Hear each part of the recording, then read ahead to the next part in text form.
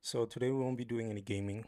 We'll be doing one of my favorite hobbies. We'll be going through one of my favorite hobbies that is also my work.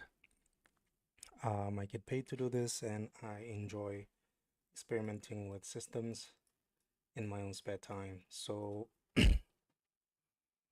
we're continuing work on the Design System Manager, a node-based tool I'm building to better understand and manage design systems. So there's a particular design system defined within this space, and every node that exists is there to give you access to the different parts of the design system.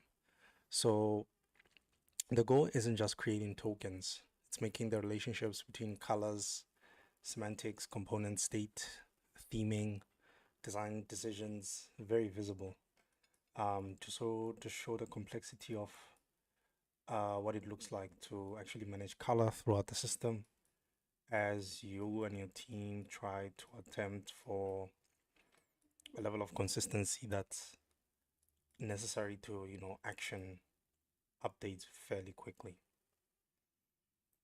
So there's already a bunch of components that the system is able to output. We have our button, we have our input field, we have our action bar, or it's a footer or a tab system, and also a little card that we made. And there's a different workflow that goes into actually building these components here. So you can explore different states of the components. So right now it's on auto. So if you look here, this is how our hover state looks. We could actually make that a little bit better.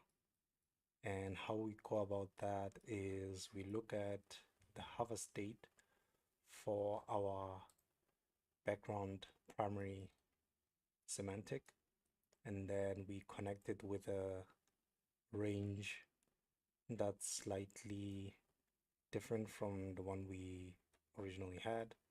So this also impacts how our border looks. So you can see that we didn't find any border values, so they still in their default state. So yeah, so we define a border for hover. I want it to be a little bit darker. No, this is the soft. Oh no. Okay, that doesn't matter. We're looking for border solid on hover state. Great, it's already been assigned. I want the one that's a bit more visible.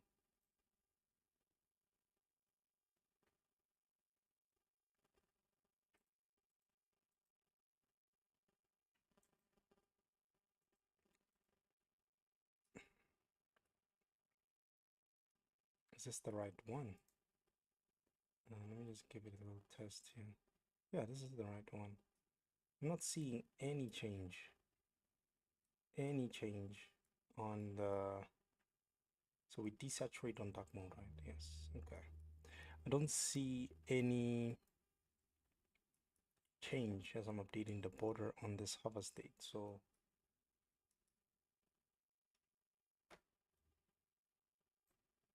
there we go. Maybe I was applying it to the wrong. Should it go lighter or darker? So those are the kinds of decisions you have to consider there, right?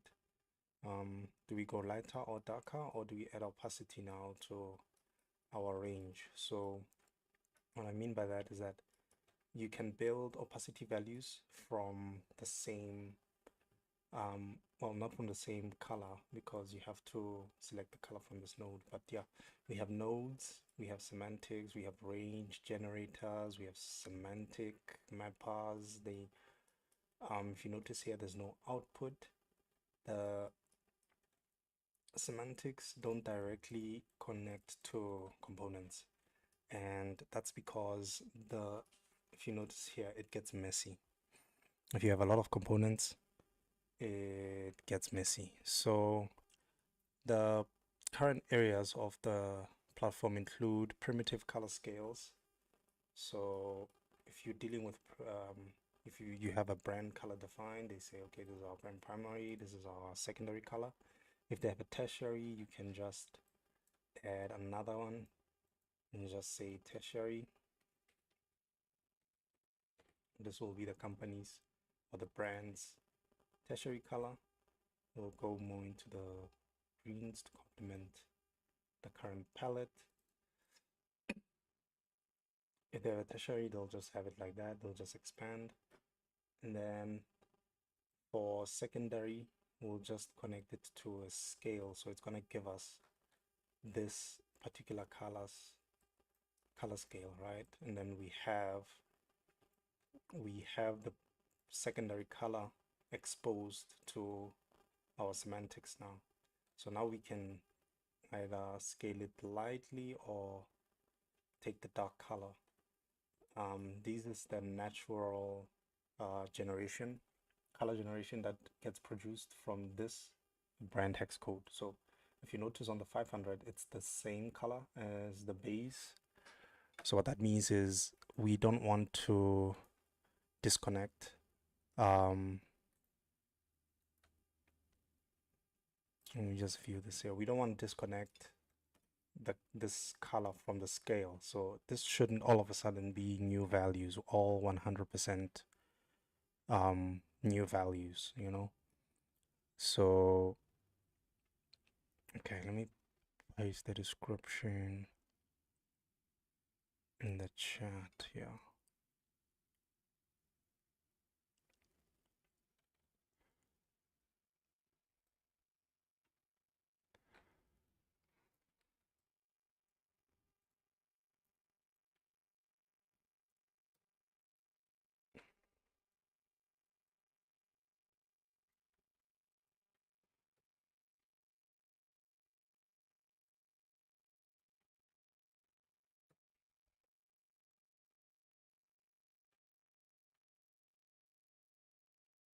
Okay.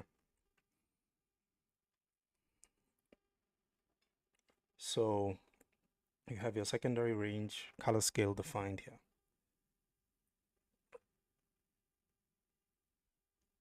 And this is where the core of the system lies, but only after you understand the system, you'll understand why I'm saying that. And then if you notice, we get like very, the lights we have are still dim. So you can back it up by just adding a neutral gray for system level.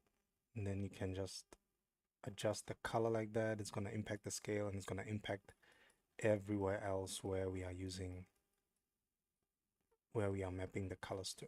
So this is the initial workspace that I was busy with. So I've been trying to figure out everything at this level. Well, at least while the system is getting built, this is where I explore, where I test new modules and components. So yeah, once you've defined your colors, you can now generate ranges. Ranges connect to semantics, and then when you get to semantics, that's it. It's a set and forget. You can come back if there is a new token to be added, a new semantic to be handled. So this grid layout will inherently grow to accommodate how your design system scales.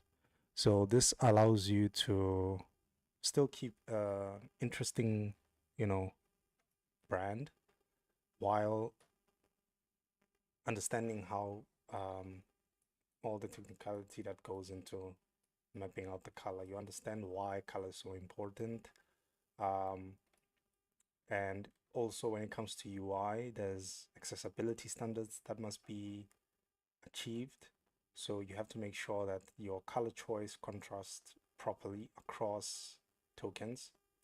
So when you decide things like the background for this button, is the color that's going to be on that button, is it a proper contrast? You can see ours passes with the AAA here. AAA is optional. If you pass with double A, is still considered fine. This is an extreme case, right, where the color I've chosen is quite bright. It's very bright, and and its range is actually here. So you can see it scales all the way from the soft color all the way to this dark color, and then we have our primary color in the middle. So you always have access to your primary color. And if you notice, we are not using the primary color anywhere in the system. So the system has shifted to prioritizing contrast accessibility standards. So we've mapped majority of our soft colors, and if you notice that we have these lines that are not moving there, so these lines are a little bit different. When you switch to dark mode, only they move, right? So you get to compare your design system against light and dark modes while also visualizing everything. So it's easier to kind of follow and do fixes. Obviously, there could be improvements that can be done, like for example, handling different states. This feels the least easiest to handle because you're already seeing a tag here. If you are familiar with the workflow, you'll just make sure you pay attention to which state you are updating, but it's still prone to mistakes. Like sometimes I'm on focus, I didn't even pay attention and it just assign thinking I'm assigning to default. But yeah, the nice thing that shows you that you've made that mistake is how it looks on this preview panel here. So for dark mode, let's look at our background solid brand. The hover state looks like it's the same as the default state. I'm not sure if I like that, so I'll make it a little bit darker. Yeah, subtle, just a subtle shift in contrast is always good, right? And then on the focus state, we can use the same color as our default state because our focus state, if you look at, let's go to our, where we styled our component, it has a shadow applied to it. It has 3 shadows applied to it. The shadow that we want is on the focus state. If we follow the line to that shadow, it is it's our, let me switch it to light beam so it's easily visible. This is not necessarily actually we need to be connecting it to this one, right? Yes. So the focus state actually has this line to it, this effect to it. So even though we still handle the border differently in its focused state, let's fix the border. Should we make it darker or lighter?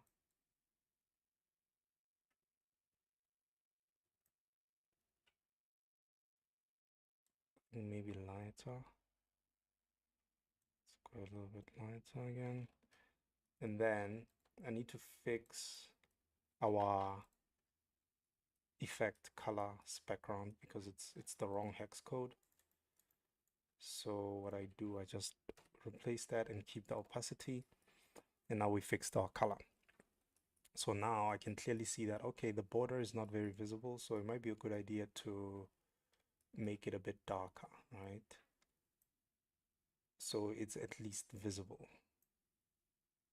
There will be an update where I want to scale these ranges so you can see the steps we can choose between are not, they don't produce the ideal options we want. Cool. So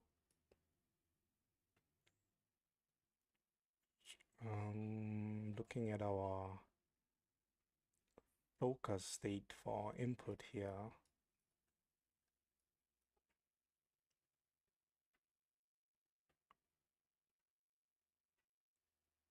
focus background is mapped to border. right?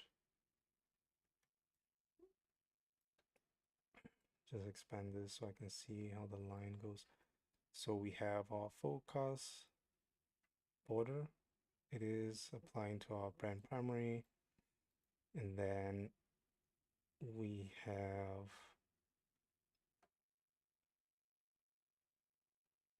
the background connecting to control primary.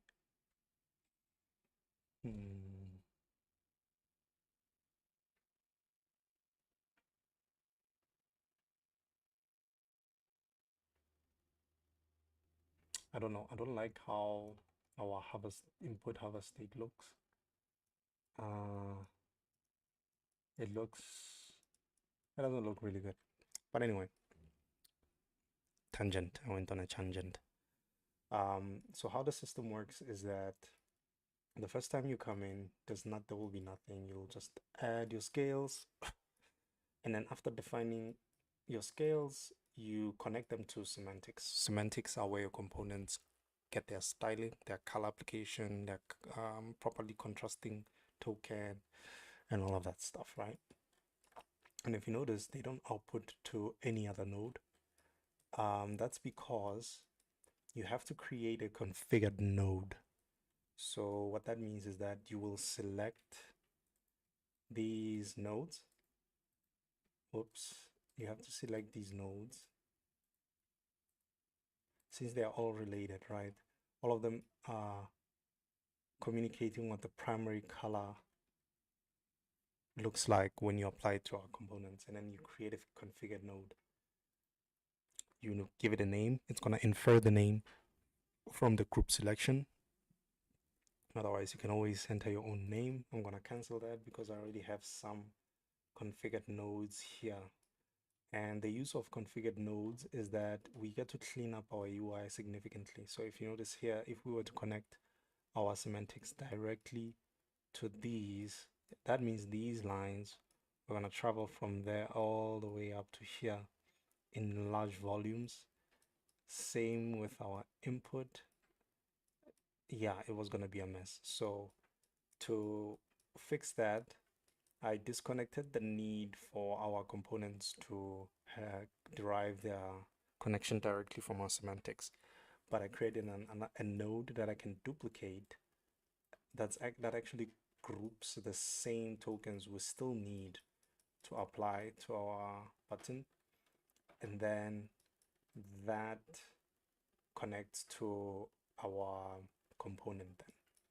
So for our components, you already define what's the background, color, border. You can remove, you can add some. You can also decide on the states. So usually a button has all the states, an input has all the states, and a button has all the states. But for this card, we only have a default state, right? And we can also add a hover state for it. So I'm gonna go inside the component builder here. I'm gonna select our temperature card. Still a work in progress, this image component. Can see also this selection happening here. Needs a little bit of work, but in the preview panel, it's actually good. So but, this is for structure anyway. It doesn't need to look beautiful or anything. Elements just need to sit where they should be. So what I want to add here is another state, which is the hover state. So I'm just going to select the hover, and then the hover will inherit from all the style bindings that already exist for every surface. So now we have the hover state, and then it's going to expand our card, and then we'll be able to do some additional mappings to give our component a decent hover state. So yeah, you disable a state, it also disappears from the preview, but it doesn't clear the styling or the mapping. The mapping is still there. So it's another alternative way to clean up the UI. As you can see, some connections disappear. The navigation gets faster, so it won't forget it won't forget the mapping you did for that particular component, because when you toggle them on, they're still there. Cool. So let's configure our hover state. So the hover state will have a shadow. This is the only reason why we add a hover state, is because of the shadow that we want. And I want this fancy-esque shadow because it's quite obvious. So I'm going to add it like that. So you see our pattern already has a shadow applied to it. And then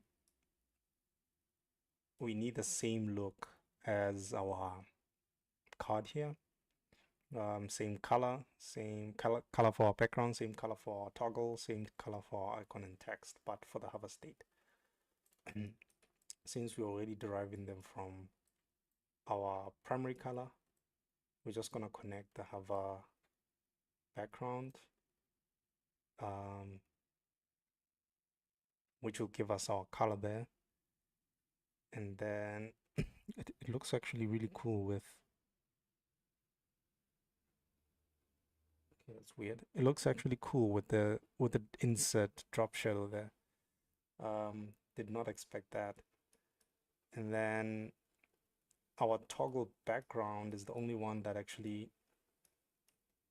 requires soft colors. So if you notice, we're only pulling in 2 here. So, nope. Oh yeah.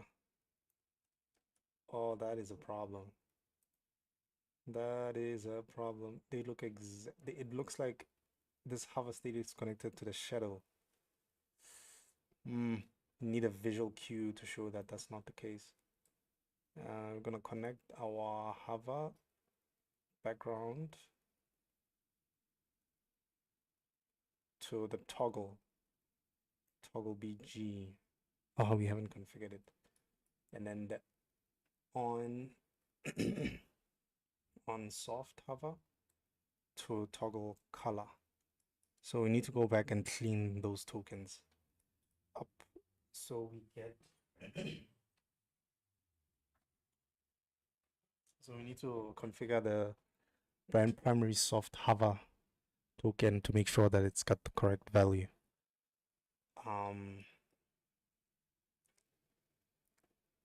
What else is missing? Text color, right? Text color. We're gonna get it from on solid.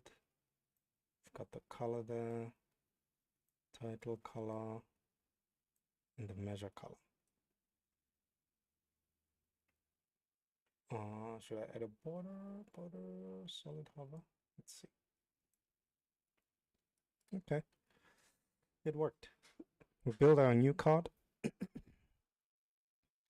It looks nothing like our preview, but when we pull it in, now the card has a hover state.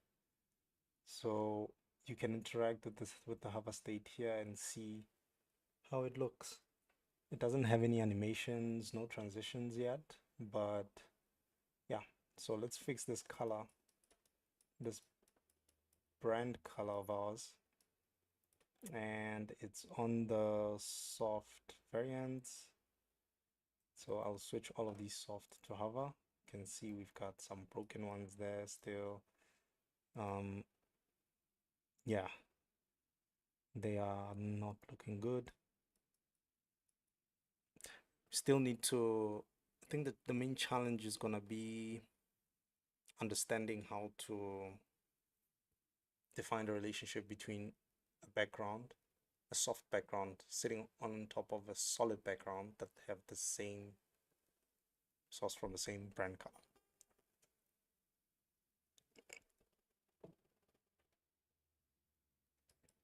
Do we now make a secondary brand primary and brand secondary relationship rule there, or okay, so we have our hover state exposed. Now we need to fix it. So our soft colors on light, let's look how they look on solid so we can do a proper comparison. On light, soft has to be Yeah, somewhere around those lines, right? And then the FG, foreground soft, has to be the primary color. And then the border, can it be lighter or darker? Let's make it a little bit darker. Oh, looks like we already have the border. Okay, we're good on the border there. And then left G on has to be dark. Left G on soft. It can actually be a, whoops, can be the primary color. No, it has to be dark. It has to be dark. It has to be visible. For visibility, it needs to be seen. So I'm thinking of adding a border for this toggle. I'm gonna go inside our component builder and I'm gonna add a binding for border. I'm gonna prefix it with toggle. So this is a binding color connector identifier, and then this is the layer identifier. So it's toggle BG.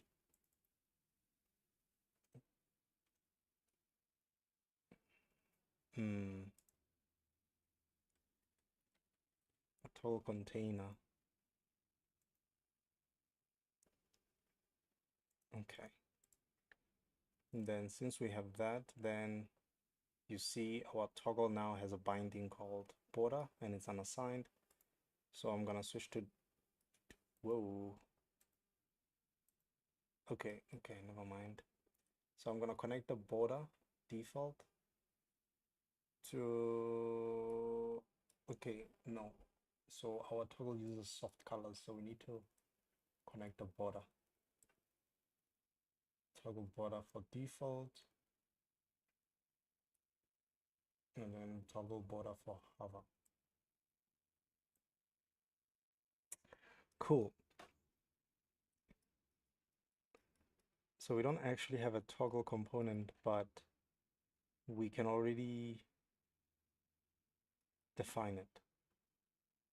So for border soft, the default, the toggle is super light. I'd like it to be a bit more prominent. Can we make it a bit of a darker color? Border default, right? Default. Border brand primary soft.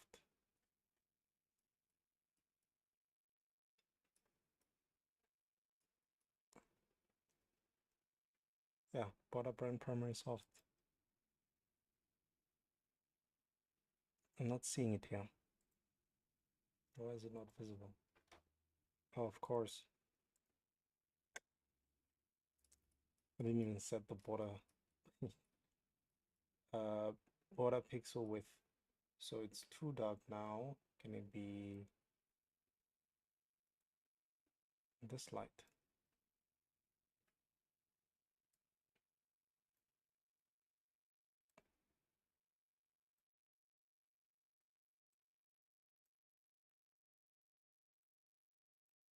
Ah, damn it.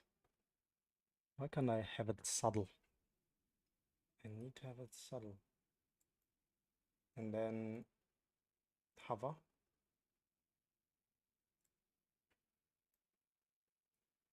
Nope.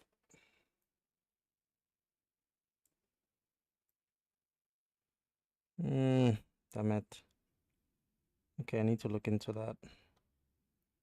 And then background soft hover.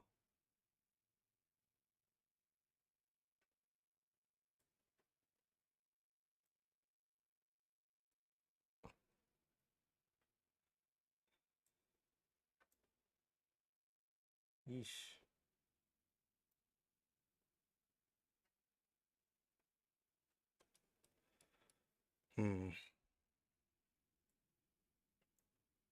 Yeah, we need to do something about our scale, color scale generator. But yeah, let's see how it looks. It's visible. The toggle is obvious. Color changes slightly. Okay, so you can judge for yourself if this is a good element or if it's not, because this is a whole visual direction of your design system. If it's going in the right direction, you can have it going in that direction. Otherwise, keep things simple for yourself. So yeah, this is just a little toy that I built for myself to actually have fun with design systems. So if you're interested in exploring it, I'm gonna release it in a beta version, and we'll be able to share configurations, and then we'll see if this approach works. Because for me, I think it kind of works. It has a bit it has some challenges, but it's quite convenient to have and build, because what you find is that it's easier to justify design decisions when they're technically feasible. And if it's more than just, producing a good experience, but it's also beneficial to the architecture of the brand or the whole system. So yeah, I'll keep building this. If you enjoyed the video, I'll keep releasing like short bursts of progression to indicate how the system is growing. Still working on the light and dark theme switch capability. It's a bit finicky, but I'm getting somewhere with it. Yeah, you can see that our action bar does not have its, what is this, system tokens connected properly. So it's using controls tokens. And I don't think I specified what dark theme would look like in the system for control tokens. So I don't think I also defined how soft colors will look like in dark mode. So we have all black, everything is black. So for the background, I don't know, since it's dark mode, should be a bit on the dark side, right? And then the FG should just be your standard brand. And these are all for hover state. Oh, geez. Okay, let's switch to default first. Switch to default because we won't pick different colors out too far away from default. So our background is tied to the right one. Our FG could be a bit brighter. Foreground is our primary color. And then border should be the same as our primary color because it's independent, unless if we want to make it darker.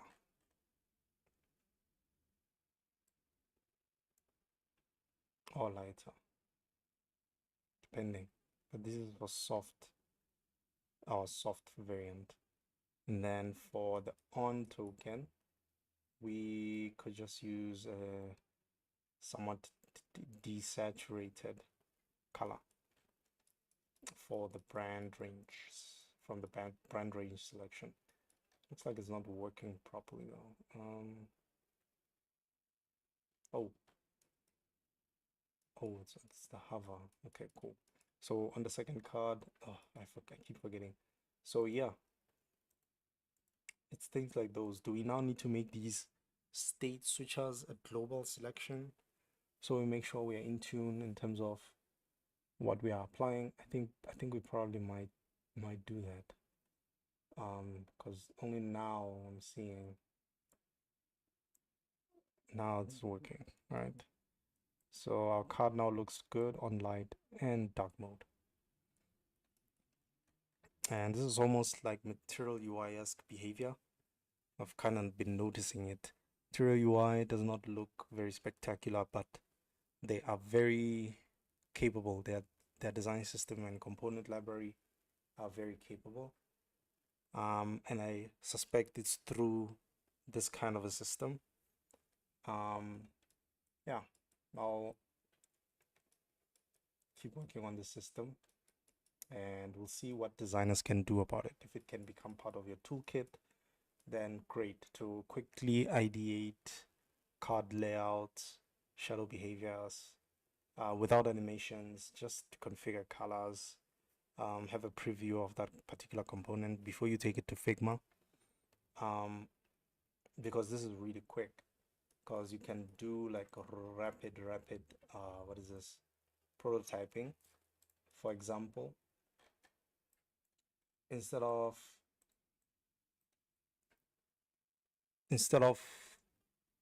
having to define a whole new mode in Figma to introduce a new brand, in here you just pull in a new card and then you connect it directly to the brand scheme, and then the entire UI changes, right? So now we have this bluish look and feel style going for us here. And then if the brand is red, they can go for a more reddish scheme. If they're black and white, can give them their black and white, and you can see that the add-ons in our inputs actually respond to this behavior. So yeah, it becomes a very powerful tool when you have to use it. So the only thing left right now is to give it the ability to switch between surface colors that contrast properly with background. So that system is called Web Accessibility Contrast Guideline. It's a guideline, but it's also an algorithm that can also actually be used for the UI to return either light or dark. But it's restricted by my system because we choose to manually define what is contrasting our backgrounds. So we have to be more hands-on, but it can be a toggle, sort of. It can be turned into a toggle. So let's go back to our initial color scheme.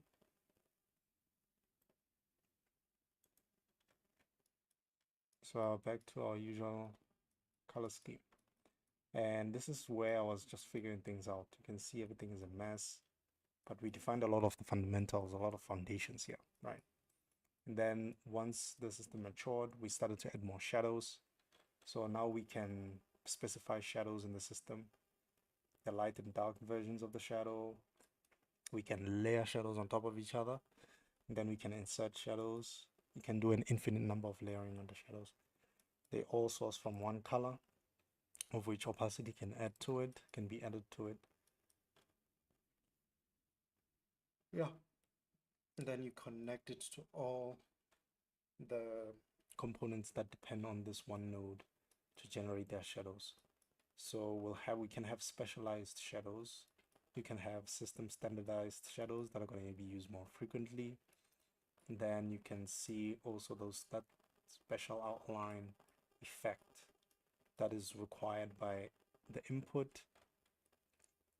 Actually, let's check. Yes, the input. I think also the button. Let me just toggle them on. Yes, the button, now you see it has two lines coming out, but it's not required here because this is not the focus state, this is the hover state. And we might need it for action bar, but we have to define the action bar item first. So we can do that a bit later. And then we get our resolved tokens here. So whatever update you do, you can copy and paste and give to development to say, hey guys, this is the new look and feel we're going for. There has been update to our color. Let's say maybe there's been complaints that this color is too bright, even in dark areas it's too bright. People, it irritates their eyes a little bit. And then we decided to go for maybe like an alternative color. And then we decide that this won't affect the brand, but it's a system specific color. So it's an application or platform specific color. So now we detach brand identity from the system. So this will stays the brand while this stays the system. And then we can tweak how the color looks. Could even use this blue here, this tealish color here.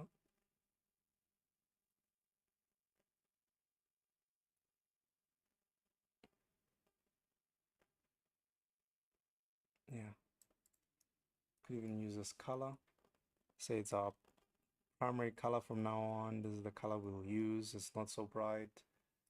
It's still visible to read.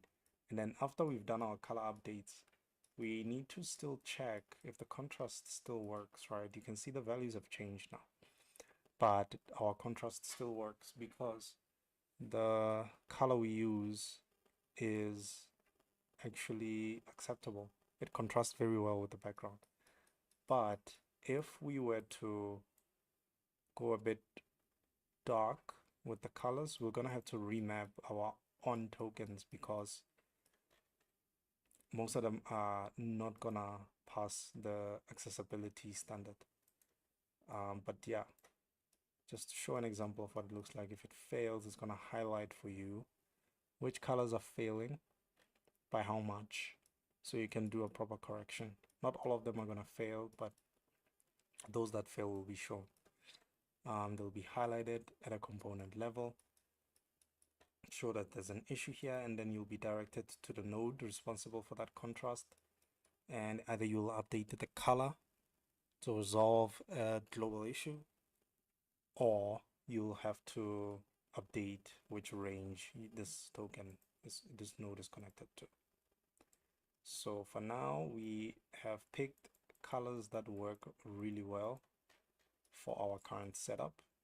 So, oh, actually, oh, these are the system. Okay, cool. So this is the disabled state. I usually don't worry much about the disabled state because when a cursor gets to the disabled state, it's gonna show that this element is disabled. Then you cannot interact with it. There won't be a hover, there won't be anything. So even if it fails like this, so long as you can still read the get started there, I think it's fine. The most important one are these brand related tokens. So these ones are exceptions. Oh, this is a control surface. Okay. So some of these are exceptions, but they still need paying attention to. And you can look at this behavior per component, but you can skip the entire component and just watch the preview area. Can enhance how the component looks right now. So let's add a component to articulate my idea here. So I have Behance opened here, right? And I wanna do this card here. I wanna do this card exactly as it is, but we don't have gradients in our system. So, but we can still produce this. I'm gonna use this awesome feature from Microsoft Edge to make sure that I can always see the card. So I'm gonna click our component builder. This is where we build our components. I'm gonna add a new component. I'm gonna give it a name. Promotion card. The component, it only has a default state. And I'm gonna add a surface. So we have a root container that already has some padding into it, right? So I don't want the root to have padding. I always set the padding to 0 for root, and I'm gonna set the clip to 0, and then I'm gonna gonna keep the 1 pixel border. And then for the surface, this is where we're gonna add our text elements. So I'm gonna add 2 of them. I'm gonna change the direction. Gonna change the direction of this. I'm gonna add another surface in there, and then it's gonna fill like that, and then I'm gonna add an image. Then the image is just gonna fill, which is great. Now I need to pay attention to this, right? So the width is gonna fill, the height is gonna fill, and then I'm gonna add some padding in the content box where we're gonna have our content and button.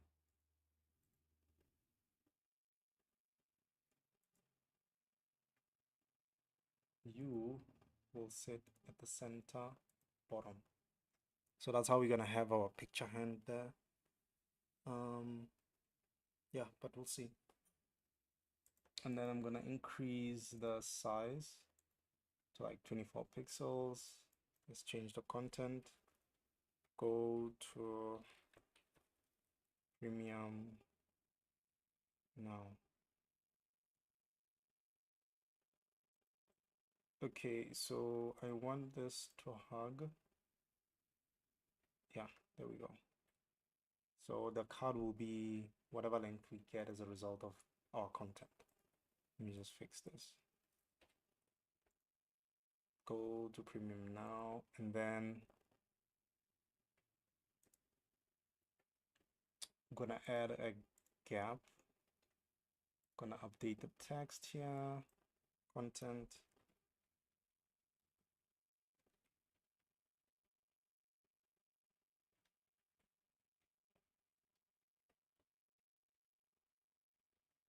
Oh, there is a problem with this one. I think the width, yeah, I can't set the width, right? Okay, so I will just end this at amazing, and then I'm gonna duplicate it, and then I'm gonna finish off the text. And then I want to add a surface so that I can put these two elements inside of it. It's gonna hug everything so that when we add a gap for this surface, yeah, it impacts them differently. So we just need to align them properly here. Maybe add a 4 pixel gap. This one is 8. Okay, cool. So we got the gist of the card already. So I'm going to duplicate this text, dial it down to 14, add a surface, grab the text, add it inside the surface, hug everything, add a little bit of padding and radius. I'm gonna go to 24 with radius.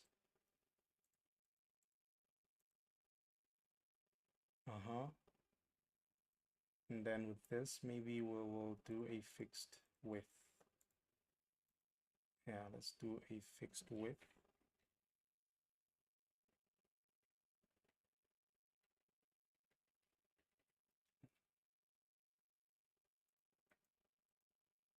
We should add more padding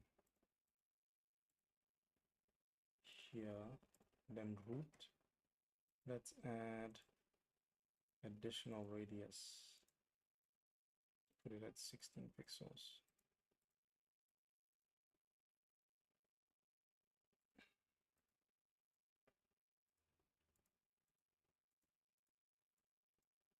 Okay, 24 works.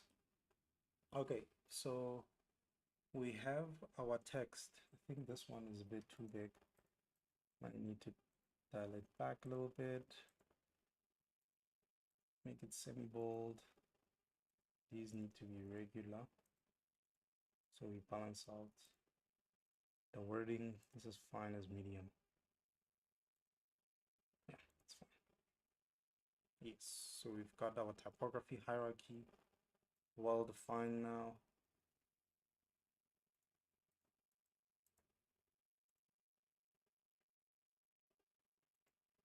Oh, This is 13. Jeez, it's not even 16, bro. No wonder why it looks so confusing.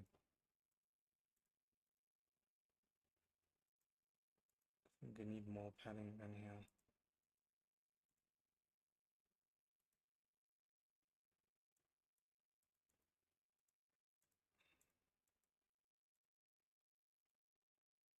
Okay, how does it look now? Some more gap.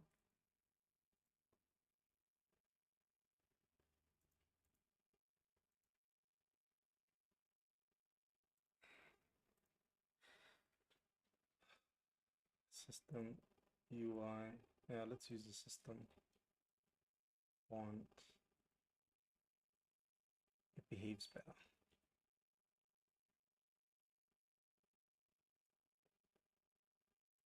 Okay.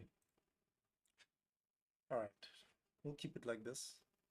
It's fine as it is. So now we have some rules to define. The problem with our system here is that every surface that gets added has its own properties that need to be defined. And since we expose those properties to at a component level, so show you guys an example here. So we've got our promotion card component. I'm gonna pull it in. You can see it's got a preview. We need to connect it to some semantics, right? Then since it's on the canvas, that means we can pull it in here. And if you notice, our image is sitting very well, but it needs to be flush with our container. So this means we've got some padding issues in here, or because the root doesn't have padding, you know, then it's clipping. It's the surface that has padding, but this guy does not have anything, so we should not have the spacing I'm seeing here.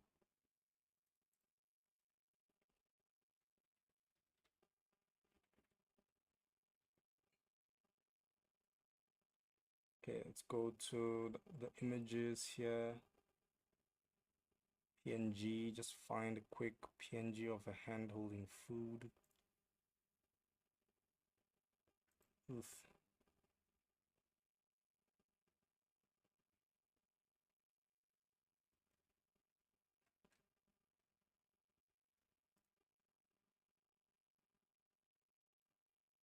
No, it's not a PNG, man. Okay. Click home. It's gonna give us Google.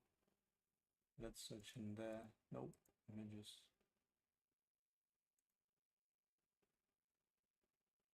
PNG.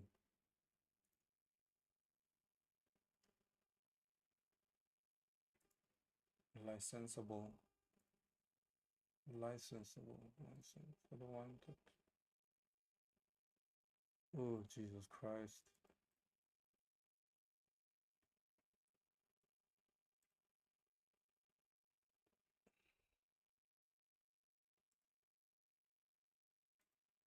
I just want the link. Then we go back, open our component, select the image, then put in the graphic in there. Okay. We've got our image now in there. It's rendering really well. Yeah, I'm happy with this. So now we need to have a look now. Okay, I think we are, oops, we still need to update our content here. So what does this say? Start 7-day free trial. Good, done. So we can now close this and focus on styling our component now. So we already have, we've got the layout. That's all I wanted. And now what I wanna style is I wanna put a little bit of color into this thing. So I'm thinking, should I make it look like this or look more system-like? So what I mean is, let's start to look at it if we connected our control tokens. Oh, we're not done configuring this. Oh, I was just talking about surfaces. So yeah, each surface has a configuration that needs to be done. But if you look at the structure of our component, we don't need to style everything. We don't need to style everything. So we just need to style the root, which is this guy. We need its background, its border, its box shadow. If we want a shadow, that's fine. But this surface though, that's carrying our content, we don't want to do anything with that. That's layout related.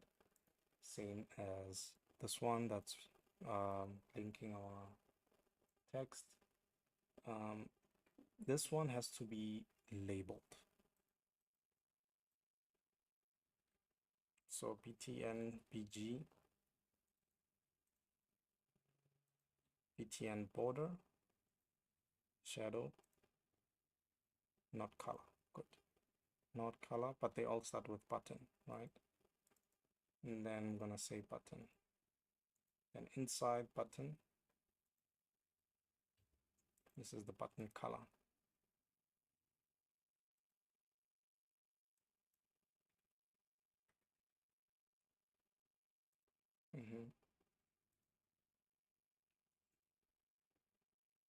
And then for the image as well, there's nothing we need to do here. We just clean this up. So what that does, it limits our surfaces here that we can assign to. So now I can attach our semantics. So for control primary, I'm gonna apply the background, default, border.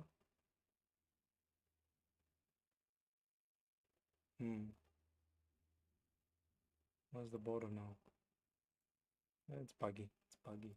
At our root level, we should have a border.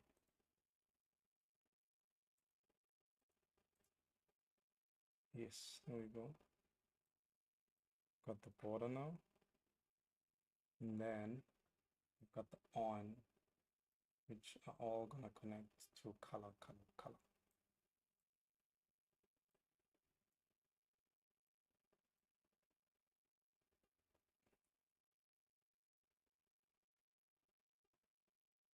And then for the button, you can go for the brand tokens, background, and then the color. Then we've got our promotion card defined within our design language. And then we can add a little shadow. Commonly used one, let's see.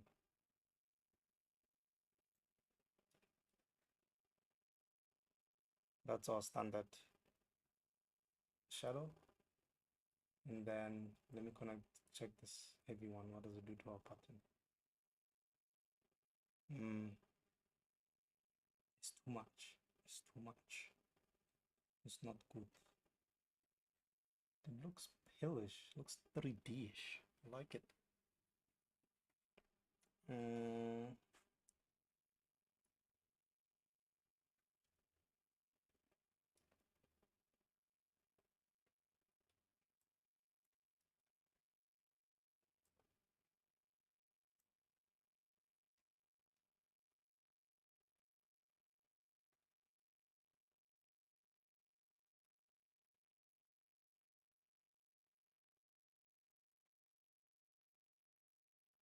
Yeah, it becomes a mess, but this is what happens inside the head of a designer on a typical day. Gotta keep these mental models, all of this. I'm externalizing them. There's a lot happening. Hell no. I'm not going crazy for this shit. I'm automating this shit. But yeah, this is how our version of this card looks like. And can now preview it anywhere we want to see it. And it's conforming to the design language. It's only this card that's looking off, but I think it's because I'm connecting the main background to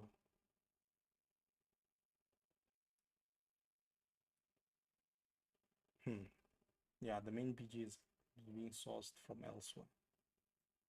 So if I do that, and then I connect the border as well, if it's there. Okay, it's not there. Then it'll look somewhat similar to the rest of our elements.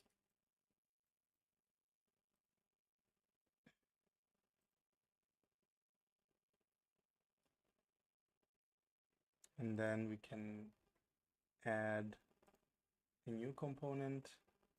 I'm gonna call this one icon wrapper. And then what it's gonna do, it's just gonna preview our icon. So I'm using two-tone icon variants. So I'm gonna select one. Nope.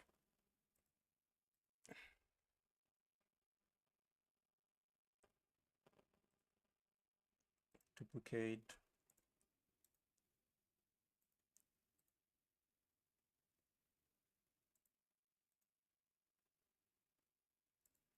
It's gonna pick some arbitrary icons right now.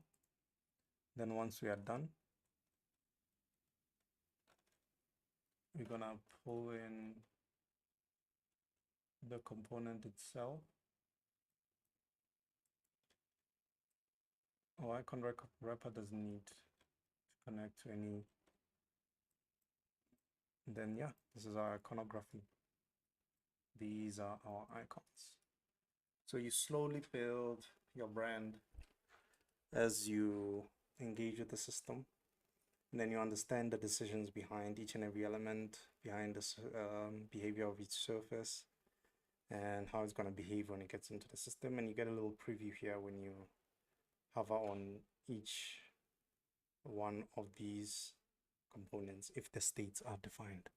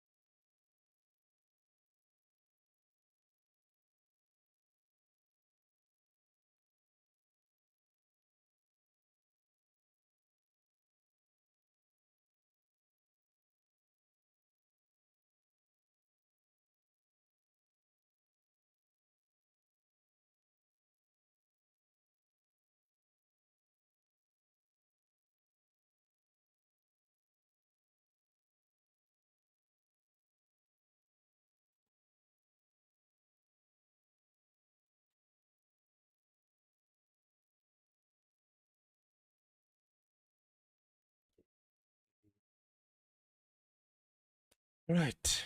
Yeah, let me go back to improving the system. I hope you understood what it is. Otherwise, if it not, leave a like, leave a comment, ask questions.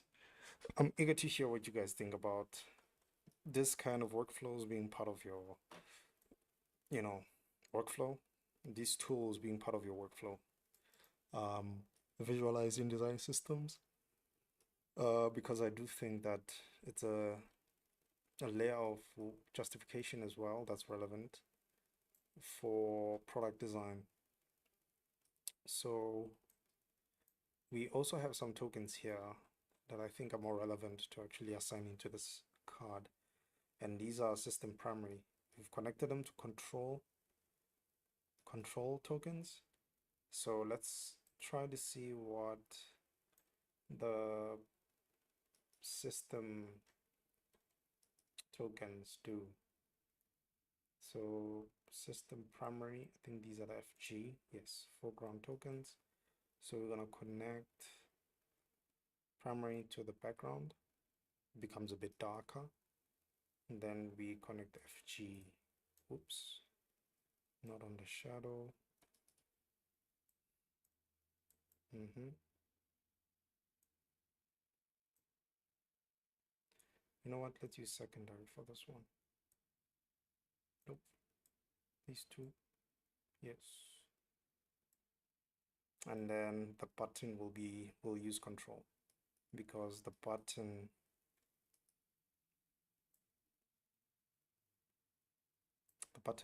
is a stateful element.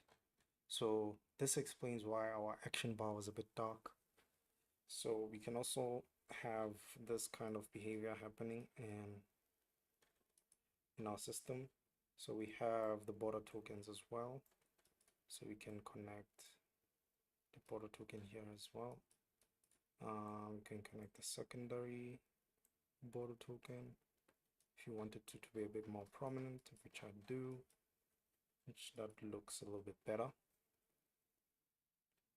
But yeah, they're a little bit detached, these two, but I think it's because our temperature card here still uses inter. So let's use system UI.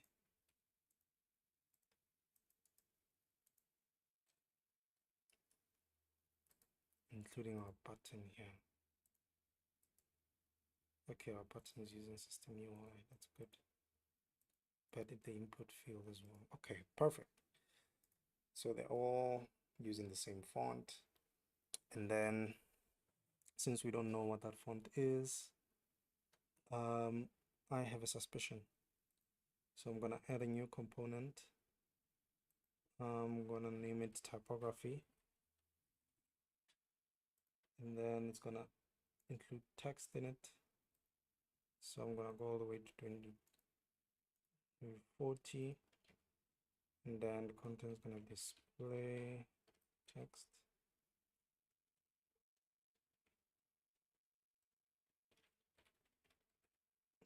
And then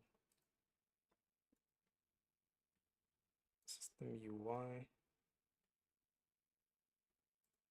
gonna duplicate that.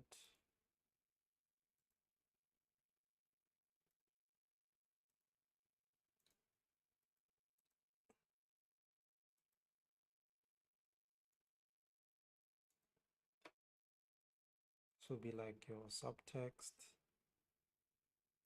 Keep pressing Control D. 16.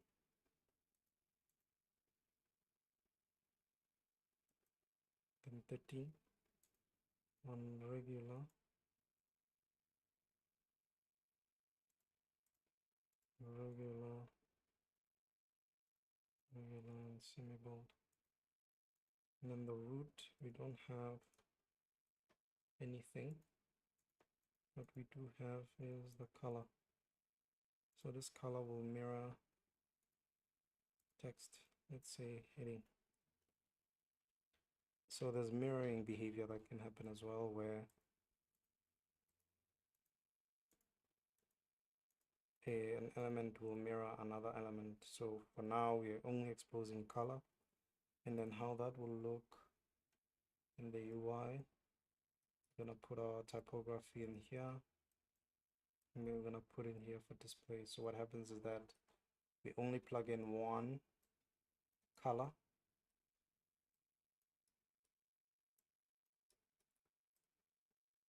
which comes from our system here, FG primary. Then all of them have their FG primary, mirrors text 26 color. This just references this token, it's just using the ID. Still a work in progress, still a work in progress. But yeah, now we've got our typography there, and then I can go back and actually define it. So instead of no mirror, no mirror, mirror, mirror, mirror. Good. So no mirror for this one. that's the probable font family we are using here. Go UI. So yeah, it's updated. Now in a preview, we've got Go UI. So yeah, bit by bit, you build the design system, and then you scale it up. You're able to build elements, choose iconography, and all of that stuff. Because these are the fundamentals of building a design system, and now you have to understand how this is what you're going to communicate to the user. This is why the card will be orange when the user sees it, and then the user will build a mental model in relationship to your system to fully integrate it within their everyday activities. So the feedback you send in your system to the user about what's happening is very crucial. It's very, very important. So making decisions like this is crucial. So add some elements that communicate feedback colors, because we also have feedback colors. We've just been exploring our brand colors, but depending on how this video is doing, I'll expand on this series and just add more feedback colors so you can see how they're going to behave. But I suspect you got the gist of how the system works. Awesome. Thanks for watching. Please like and subscribe. Check you later. Cheers.